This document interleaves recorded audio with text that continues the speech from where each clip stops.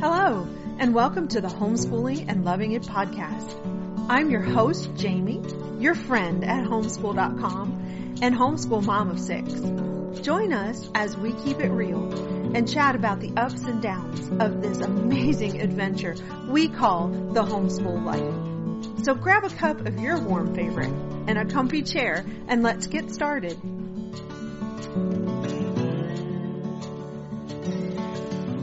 Welcome to Homeschool.com's Homeschooling and Loving It podcast.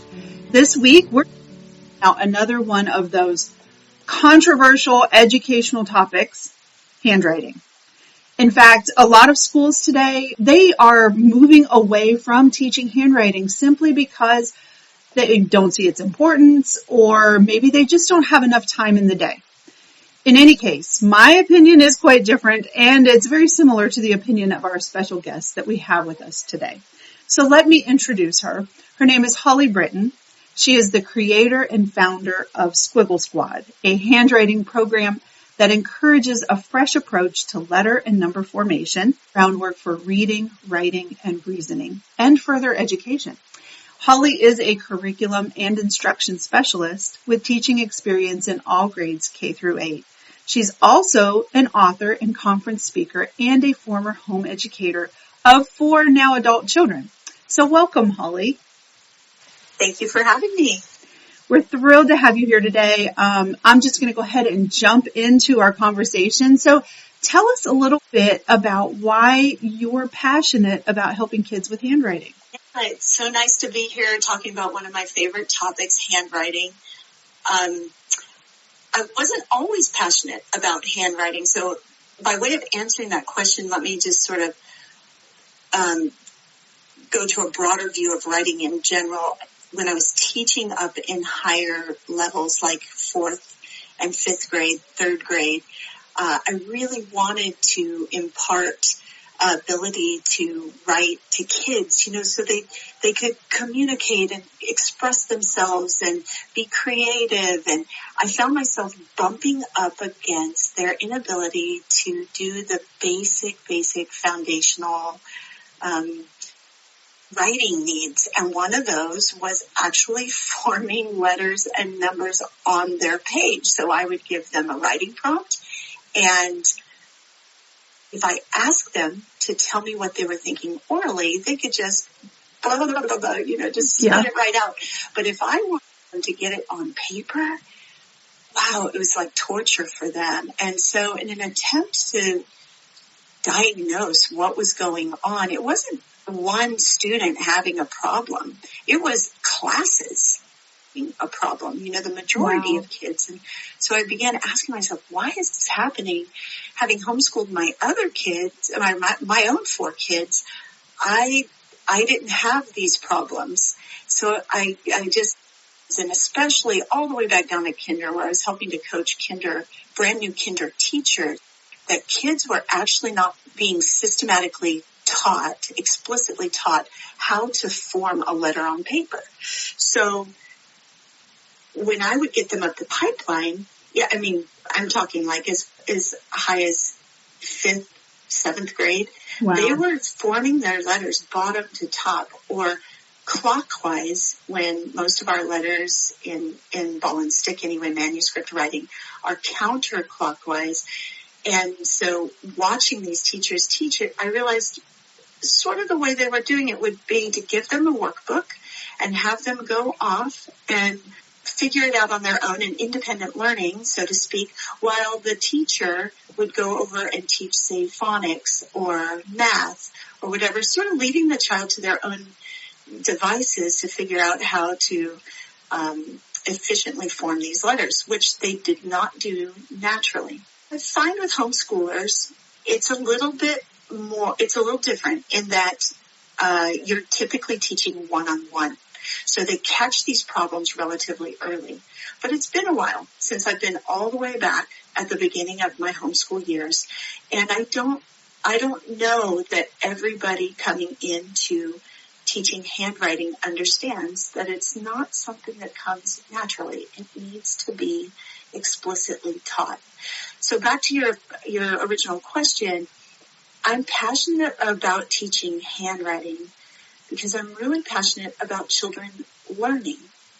And I feel that handwriting is a means of honing thinking skills, helping kids learn how to parse through their own thoughts, helping them learn how to formulate their thoughts and then articulate their thoughts. And I loved how you put that it is, it's kind of that foundation. And then if they're missing a foundation, how in the world can they build on it?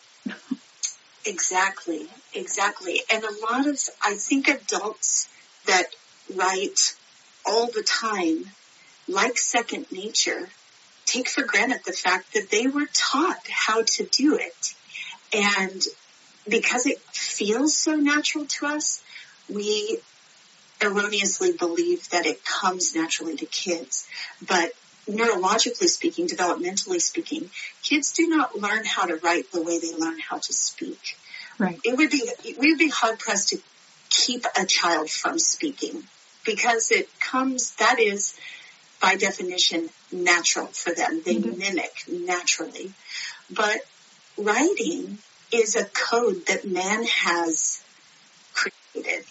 And as such, it needs to be taught to the next generation so that it becomes like second nature to them. And by not teaching it, by not being intentional about teaching it, we could be handicapping our children from further learning the more complex skills of writing that, build on the basics, build on being able to physically, kinesthetically get it down onto paper. And those higher level learning things would be first the other conventions of English, like spelling and vocabulary and punctuation, but not too far behind that then is reasoning skills and summarizing skills, being able to paraphrase something, being able to logically think through something. Those are all things that build on the writing foundations, which begin with the motor skill, the actual physical act of getting your words or letters at the very beginning onto paper. I believe I'm not sure, I've read a lot of your writing recently, so I'm not sure exactly where I've read this. Sure. It could have been the blog you did for us, or the blog that you had done for another website I read recently. But you mentioned something about handwriting and muscle memory, and how a student who has practiced and has all of the strokes and everything has just become muscle memory to them, so that when they think about creative writing, they're no longer having to focus on the actual movement of their muscles. They can be creative and let those creative juices flow. I think you likened the opposite of it to driving down a road with speed bumps. Was that the analogy? Yes. So that's how I think about it. Like, again, up at those older grade levels where I want to be able to give a writing prompt or like a journal. Okay, you guys, let's talk about what we did at the museum yesterday. I want you to write the 3 favorite things that you took away from our trip to the museum yesterday. And the kids sit down, and oftentimes, yes, it's things like spelling that bumps them, or other writing conventions like, grammar or syntax or whatever. But oftentimes I'm finding that kids actually physically have a difficult time flowing. And so, yes, I likened it to a car. You want to drive at 60 miles an hour, and every time you get up to speed and you're feeling okay, it's like bump, bump, bump. Yeah. And it's understandably frustrating. And I have found that we don't often look to that as a problem. I don't even think that most kids could articulate that it's a problem for them. I think it's something that an outsider looking in and trying to diagnose a child's learning bumps would need to diagnose for them. So what I've found is this: in the earlier years, those bumps are bigger, harder, and less likely for the child to be able to hurdle. As the child gets older, let's say 5th grade, 6th grade, 7th grade, they actually become fluent, if you will, or proficient at their inefficient writing style. Right. So they actually can write fairly easily, though they are still writing bottom to top or clockwise instead of counterclockwise. But because it's not fluid, because it's not flowy, it's not easy for them. And so time and time again, they go back to that feeling of being uncomfortable makes them think that they don't like the writing process. It is super complex. There's a lot of things that could be bumping a child when you go to write. But in order to adequately and accurately identify the problem, it helps to go all the way back to the beginning. Let's just see if the actual act of writing is the thing that's uncomfortable to this kid. Okay, so kind of taking a little step back. I know when mine were little, now I have, my baby is now just going into high school, so things have changed for me, but I remember when she was just starting, and oh my goodness, it was like pulling teeth to get her to hold her pencil and hold it in the right position. All of the little mechanics that go into that process and building, like you said, that fluidness where they don't even have to think about it and it flows for them. And because I was a classroom teacher as well, I knew how necessary that was. So I worked with her, but frustration after frustration. And so I'm just wondering if you have any suggestions to help us as homeschool moms, dads, to motivate and encourage them past that initial, the huge bump there, that start. Oh my goodness, you are just like hitting all the points. So let's just go way back. Let's pretend you are starting again and you're brand new to bringing this little up the pipeline and figuring out what he or she should be doing. I hate to use the word, but let's just use it academically to make sure that their learning is happening. The very first thing that I can offer is too often parents want to start too early. I like to say you can't force biology. You have to let the learning, developing, brain development, motor skill development happen naturally in its God-given time.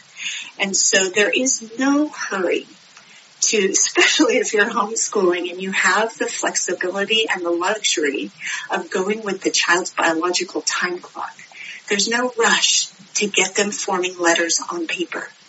So the very, very first thing to do is let them experience cause and effect. So the very first thing that a little does is fist something like a crayon or a marker or a pencil, and they put it to paper, and they get the delight of seeing that the movement their hand makes actually creates something on paper. Like they are experiencing these little lights, and the light isn't, oh, I just made the letter A, or even, oh, I just made a circle. The first light is, oh, I made something on paper. Exactly. I just made a mark. And then you might change colors. Oh, I just made a green mark. I just made a red mark. I just made a blue mark. And those are the things. And if your child is taking delight in that, don't squash it. Let them delight in that, because they are right then developing the motor skills that they need. So at first they're going to be big motor skills, like using the muscles that originate in the shoulder and the upper part of their arm. They're also, don't forget, trying to learn how to sit still long enough to draw something. So they're actually using their core muscles, and they're learning attention. Like, how long can I get this child to actually put marks on a paper? And maybe your first goal isn't what they're drawing, but that they are drawing. And you're allowing them that. So incrementally, you then work up from there. When you start seeing that their little fingers can hold something, pinching, let's say, pinching a crayon or pinching a marker, and they're starting to hold it in more of a static position, but between fingers instead of fist, then you can kind of move them towards maybe coloring inside the line or tracing a line on the paper, etc. Those kinds of things. Then you incrementally build up. I would say it's very, very appropriate by the late 4-year-old age, 5-year-old age is when we start seeing kids able to hold that sort of quintessential tripod, at first static pencil grip. Yeah. And then over time they start to realize that by moving their fingers, they can actually affect what happens at the pencil's point. But that takes a little bit of time. So until they're actually able to control their arm and then slowly their hand and fingers, letter formation can wait. What you should be teaching them at this point about letters is recognizing them in print, recognizing those letters in print. That's why we point to the letters as we read, because we're trying to get them to connect that what the story I am telling is actually coded in these marks on the paper that we are now reading, right? Absolutely. That's wonderful. And you can also be teaching letter names. So while you might not require them to write the letter A, it's very appropriate for you to teach them that shape is called an A. Later, it's really abstract, that understanding that a letter shape is a symbol for a sound. Let's learn more concrete things like that picture is a picture of a dog.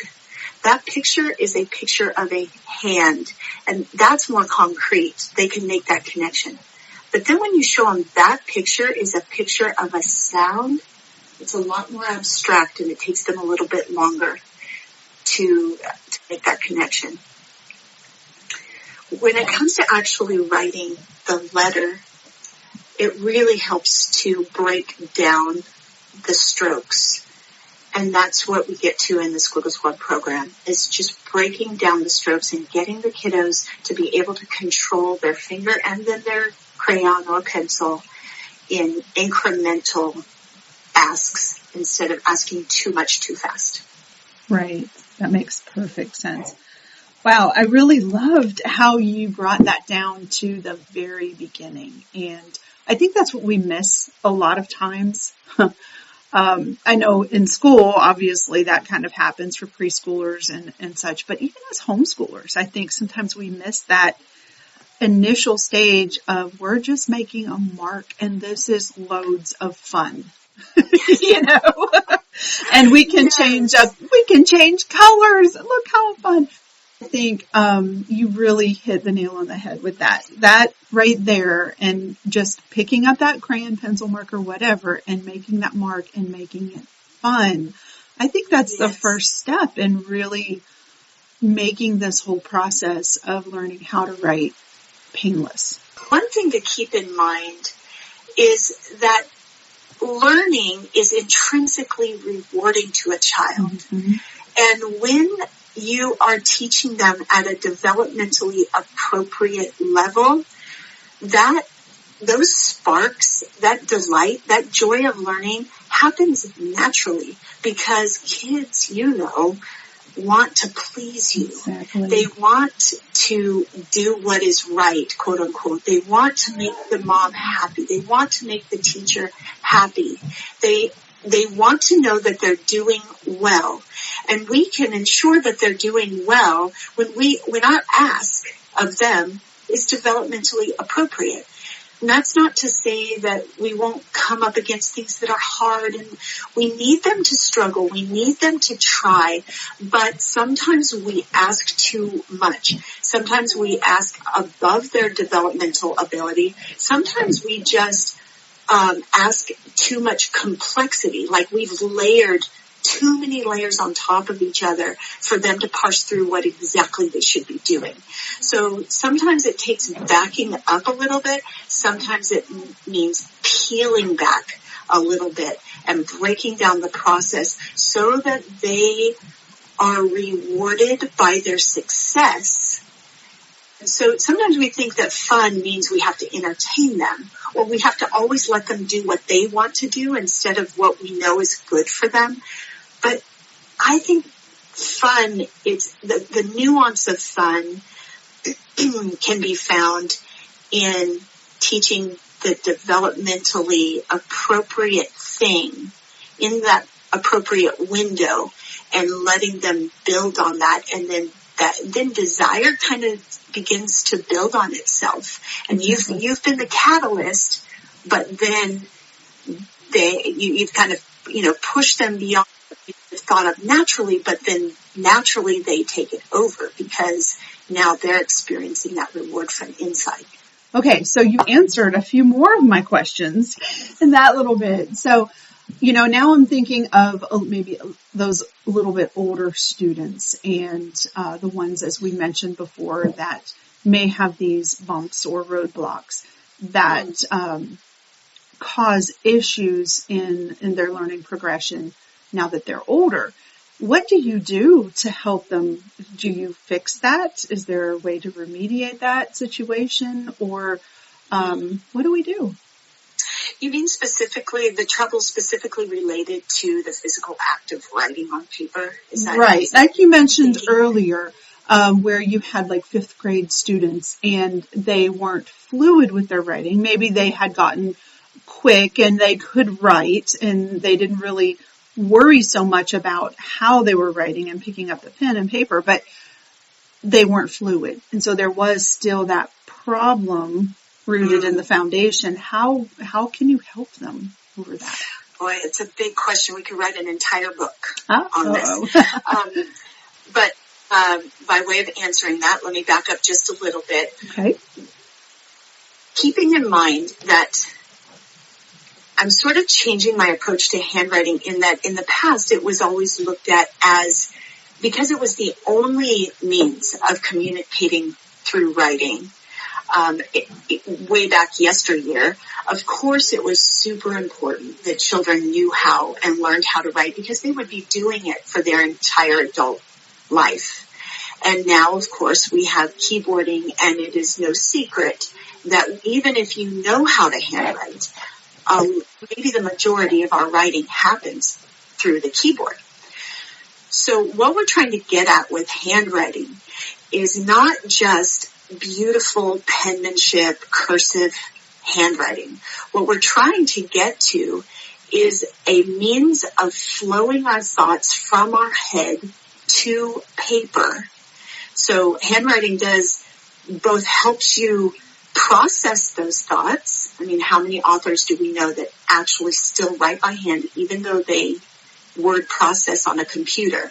They think better because they're writing by hand. Many people say that. Absolutely.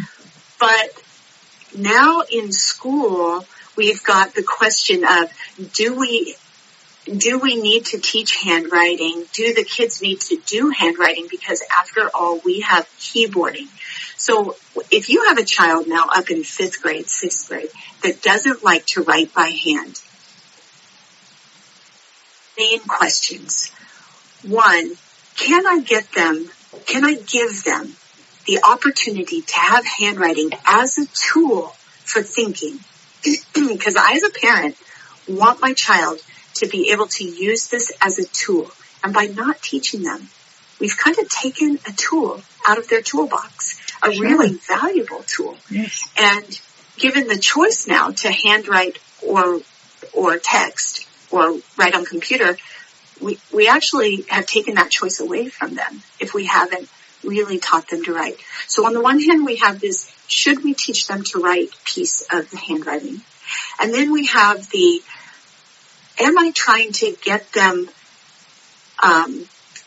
fluidly or get their writing fluency to a place where they can just flow a thought from their head out onto paper, or in this case, into a computer, in which case you would need to be addressing their keyboarding skills. And I will tell you just as an aside that a lot of schools are not addressing that need either, which means not only can they not handwrite fluidly or fluently, but they're still chicken pecking the keyboard, which means in reference to what you were talking about earlier about the working memory, their working memory is taken up with the act of searching for keys rather than the act of thinking about what they're trying to write. Let's head back to handwriting. That keyboarding thing aside, the formal teaching of keyboard fluency is also important for their adult life skills. But if we want to remediate an older child that doesn't know how to handwrite or doesn't like handwriting, then my go-to is first treat it as a motor skill. Remember that they have to build stamina. They have to have practice so that it becomes easy physically for them. So if you're only asking them to write once or twice a week and they have problems with letter number formation and they don't have the muscle skill or dexterity to write, then let's treat it as a motor skill. And for that kind of stuff, I would say in order to interest them or pique their interest, you can cross-train through artistic endeavors like painting or sculpting or a musical instrument where they're actually physically working their muscles that they don't know is improving their ability to handwrite. Yes. And then that I would say my go-to always, it has been, whether with my own children or in a classroom, my go-to for pencil control practice and stamina building are writing activities that are fun for kids, like extreme dot-to-dot or extreme coloring books or mazes. Very often in my classes, those will be the rewards for finishing an assignment that I gave them. Their reward would be, okay, you can go grab your maze book or you can go grab your dot-to-dots. And then whether they know it or not, they are building both stamina and the ability to control the pencil. I love it. Great suggestions. Yeah, and then because we're speaking to homeschoolers, another very fun thing that has proven successful is using a handwriting curriculum. Of course, I recommend Squiggle Squad, but the older child who's struggling with letter formation can learn how to do the Squiggle Squad program and teach it to their younger sibling. So then you introduce it to an older kid on the auspice that he or she will be teaching the younger child how to form letters correctly. Very good idea. I love it. Little ulterior motive. Yes, but and it can help. those do really work. Yes. All right, so I want to hear more about your particular program that you've created. I know you've developed this writing program. We've mentioned it, Squiggle Squad. How does this program work, and how can we use it as homeschool families? It is made specifically and intentionally for homeschool and classroom instruction, and I started here because I do care so much that children learn how to write. Not just learn how to handwrite, but they learn how to write, and this is the beginning of it. So it goes all the way back. What Squiggle Squad does differently is it breaks the letter formation process into strokes, specifically 5 strokes, and those 5 strokes of manuscript writing are represented by a Squiggle Squad member. So there's 5 members of the Squiggle Squad. They're all of an endangered species. We have Lines the lemur, Bubbles the bunny, Curves the camel, Slide the seal, and Dash the duck. And like I said, they represent a stroke in manuscript writing. So, for example, Lines the Lemur, his favorite squiggle, if you will, is a vertical line top to bottom. So a child will practice each of the strokes in their own little booklet in isolation, totally decoupled from learning a letter. So they will only play with Lines the Lemur and practice top to bottom strokes. And they might, for example, draw raindrops with their finger first, top to bottom. And then they might and do what we call a pencil path practice, where the tracing line is not a single dotted line. It's a little bit of it gives them a little bit of wiggle room, so that as they're learning to control their pencil top to bottom, they're still successful because they're staying inside the path. Gotcha. And then they practice that throughout the book. The hope is that we are securing that top to bottom movement into their muscle memory so that it does become easy. We're just ingraining it like a rut. One of the harder strokes is the counterclockwise circle, because left to their own devices, students very often, especially right-handed kiddos, will do a clockwise circle, which they don't change when you start teaching them letters that require a counterclockwise circle, such as the lowercase letter A or the lowercase letter D or G or Q. You've got that, you need that counterclockwise circle. So they practice with Bubbles the bunny over and over and over, doing that, again, totally apart from learning a letter. Then, when they've learned them in isolation and they've really gotten the hang of it, the animals come together to play, and they form letters. Wonderful. So Bubbles the bunny plays with Lines the Lemur, and they form the letter A. And if they've practiced a lot, then in isolation, those strokes in isolation, then when they come together to learn the letter A, it's not as daunting for them to do Bubbles the bunny and Lines the Lemur, and all together. Absolutely. I love that. That is definitely a different approach to handwriting than I've ever seen before.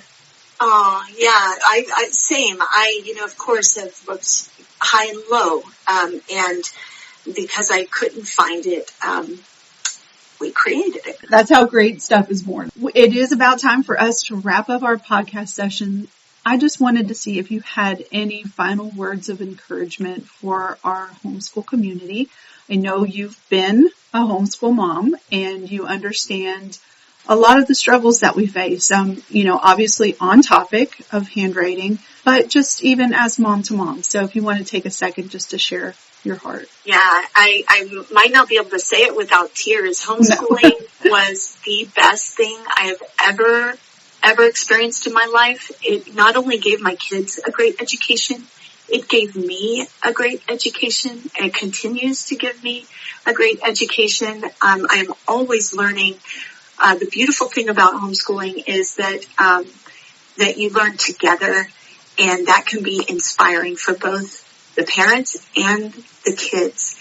And I would say that anything you bump up against that's frustrating in the learning process is an opportunity to sit back, reflect, peel away the layers of complexity that may have built up, or reasons why things have gotten fuzzy or unclear, and take whatever it is, whether it's handwriting or something academic or even something in your child's character. If you can take the time to go back to the beginning and think through the roots, the sources, and build back up towards your end goal, you have the luxury of doing that. We have the luxury and the time that we need as homeschoolers to really address each of our children at their point of need along the way, and at our point of need too. Where are we bumping? Where are we not experiencing the flow that we want to experience, and really just being able to reflect on that, pray about that, consider, and then move forward in a more productive direction, and enjoy the process. It comes with its struggles, it comes with its challenges, but wow, does it come with its rewards. Sure does. I appreciate those words of encouragement. Thank you so much for joining us today. Yeah, thank you so much for having me. I look forward to connecting with you and other homeschoolers as we move forward.